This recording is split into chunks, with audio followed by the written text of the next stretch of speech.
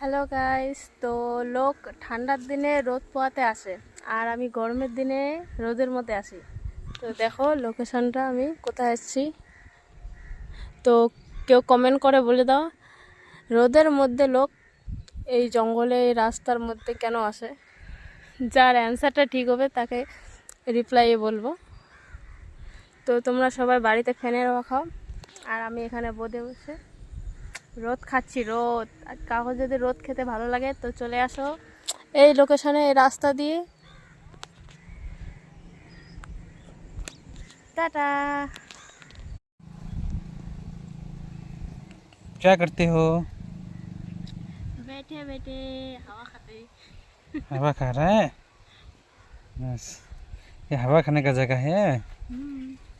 अच्छा अच्छा, पेड़ पौधा है ना। अच्छा खासा हवा भी आ रहा है। प्राकृतिक हवा। देखो थोड़ा इधर।